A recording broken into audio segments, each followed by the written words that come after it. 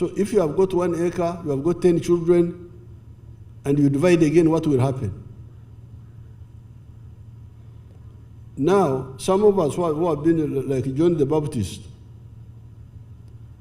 making noise. From the 1960s, we have been making noise.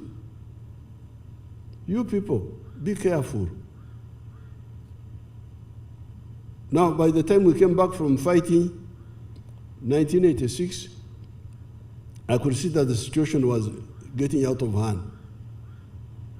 That's why, therefore, after the short period of stabilization, I started the campaign in the Cattle Corridor, Nyabsho's area,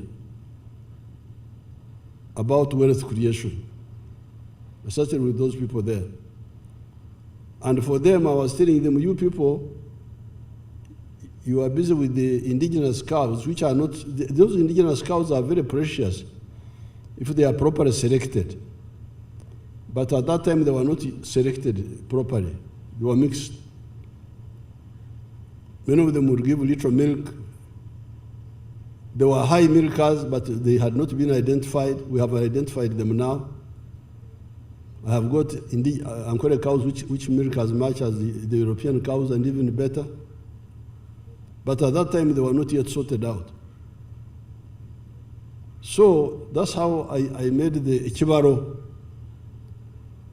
Chura in Luo. I said, you people, if you have got 4 acres and less,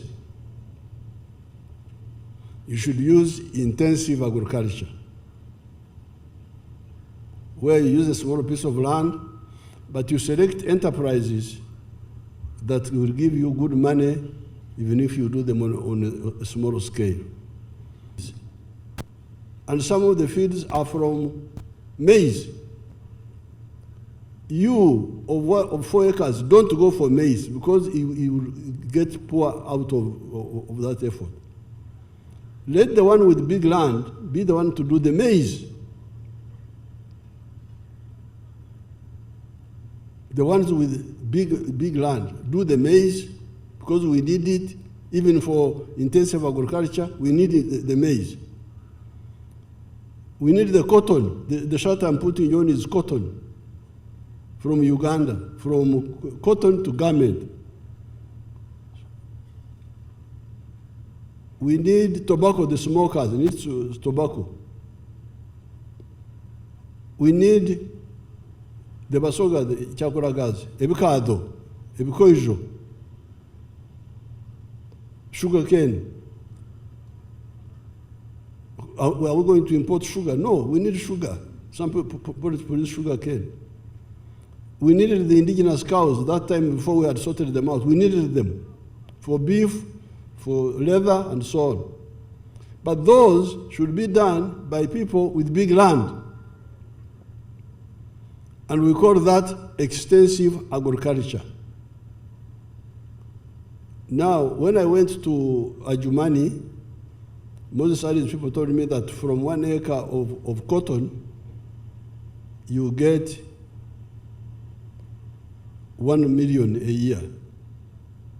Now, if you have got only 2 acres, or 1 acre like Chakuraga, or like the Bachiga in the Vitereko now, how will you get out of poverty? If you grow cotton and you get 1 million shillings a year, including costs, how will you get out of poverty? It's blindness. You can see people blind during the day.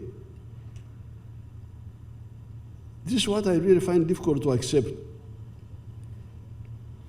But we need cotton, and cotton is profitable, but you need to do it on a big scale. 1 million per acre. 10 acres, 10 million. 100 acres, 100 million. 1,000 acres, 1 billion. I can actually get 1 billion from cotton. But I need to do it on a big scale. Tea was among the extensive agriculture crops. And when I went to Kabale, I begged his lordship, Bishop Karisto Rubaramira, said, please, abanako banje, beho muri cyayi. So from the beginning, tea should have been grown by the medium or large scale people, not smaller ones. I don't know whether that is the case now, you will tell me. But now, we have another issue of business which is very clear. And if you read my documents, I am always very careful the 7 things that I recommended were all, I had studied them. Coffee had a global demand, big demand. About 10 years, 20 years ago, it was about 118 million tons demand globally, I think. It's now 160 million tons. The demand of coffee has been growing. That's why I recommended it. It has got good money per acre, but also the demand is big. The milk, the demand is big. When I promote milk, it's big demand globally.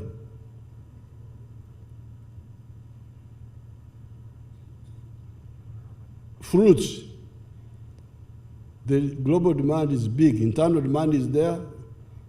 There's regional demand, but there's also international demand. Fish, the same. All these products among my 7, they are all in big demand internally, regionally, and internationally. So the risks of Okuduba, that things have no market, or the price collapses completely, are much fewer. But of course, business is about the demand and supply. If supply exceeds the demand, price will go down. But in some crops, it's worse than in others. So therefore, what happened to tea is that, first of all, global demand for tea, I have it here.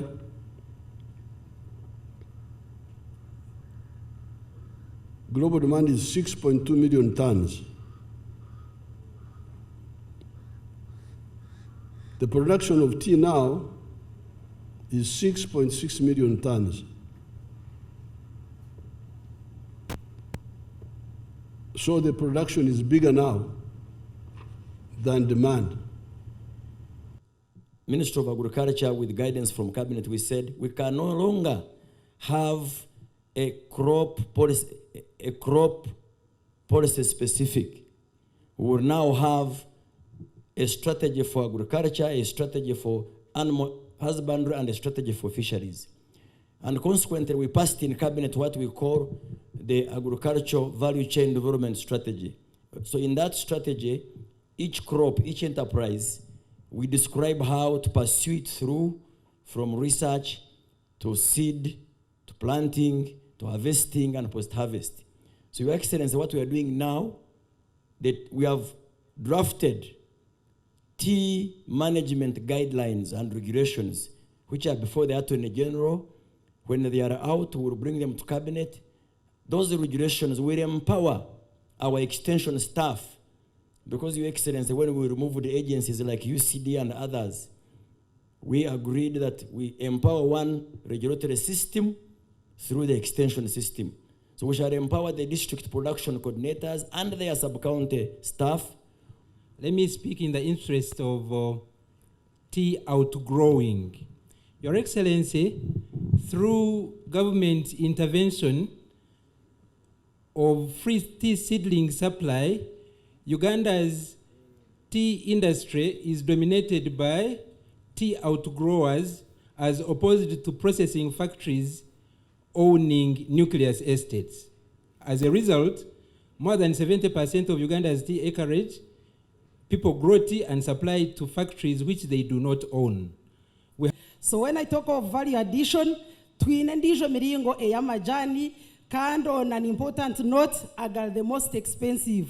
For example, twine green teas, twine white teas, twine black teas, twine yellow teas, and zona eskurgo majani gitu aga kaneria sinesi sagut kinga Uganda.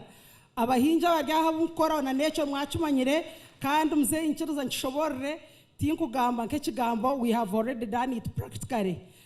Ekemwe no shoroma mu kilograms 5 za white tea. Kiremwe ya white tea negura shiringi 240. Ningamba ekinakozireho nyinawo kumpero bujuruzi amajana go twagagurizi. The tea we are exporting is actually raw processed. This lady, what she's talking about, there are even medicines in tea. So there is more to eat than just drinking, and more to eat than what we are exporting in bulk. We can do more, and we have capacity to do more. Secondly, Your Excellency, the issue is quality, number one. The quality of the tea.